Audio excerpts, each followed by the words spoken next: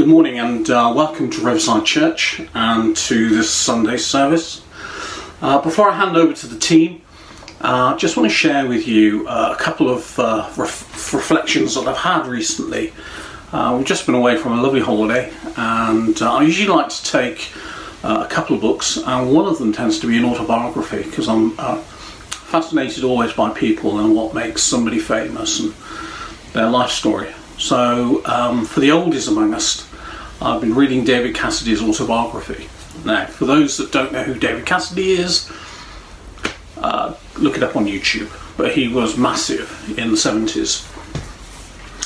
And so I've been reading his book, and I was reading how at the age of 21 he was bigger than Elvis, bigger than the Beatles, outsold every living performer on the face of the planet, and made more money than anybody else had ever made before. So he was as big as you could get. There were very few countries on the planet that didn't know within that year or the following year who David Cassidy was, and he was massive in the UK.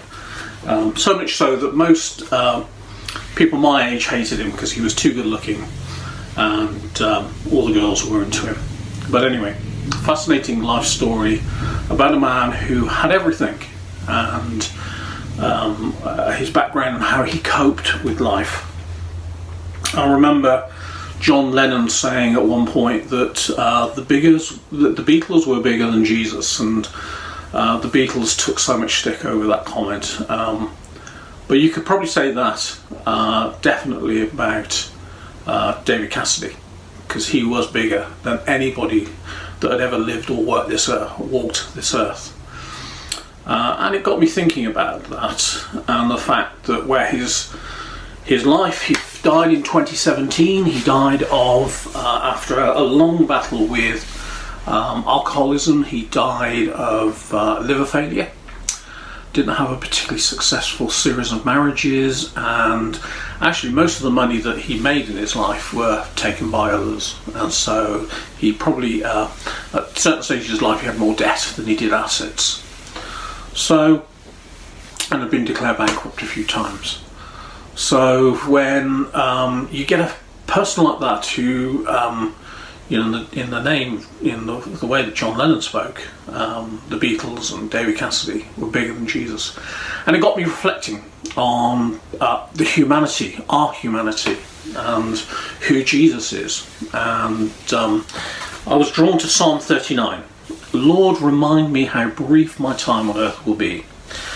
Remind me that my days are numbered, how fleeting my life is. We are merely moving shadows, and all our busy rushing ends with nothing. We heap up wealth not knowing where we will spend it. And so, Lord, where do I put my hope?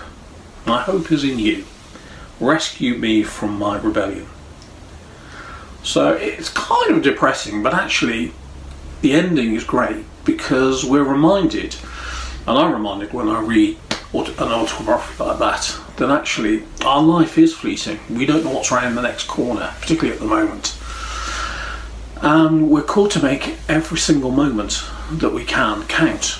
Now, I love the fact that Jesus didn't come back to be a Messiah that would be heralded by a nation and turn Israel into a superpower.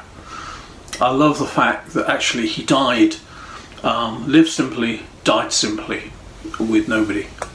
But actually he had more of an impact than anybody else on this face of this planet, because through the way that he lived and through the fact that he was God incarnate, that means when you look at Jesus you see God, and when you look at God you see Jesus. He lives through you and I, and that's the fantastic thing about being a Christian, is that in ourselves life is futile, but actually when we're grounded and rooting in Jesus, he lives through us and enables us to do the things that we're called to do, and to be bigger than who we are. And so my reflection really is that who knows? I mean, I'm 60, David Cassidy died at 67. I'm hoping to go well beyond that. Well, we all are. But we don't know what we've won in life. So what I would say is, what we can be is the very best person that we can possibly be. This week we can be the best reflection of Jesus. This week we can demonstrate to our friends and our neighbours and those that we meet who Jesus Christ is.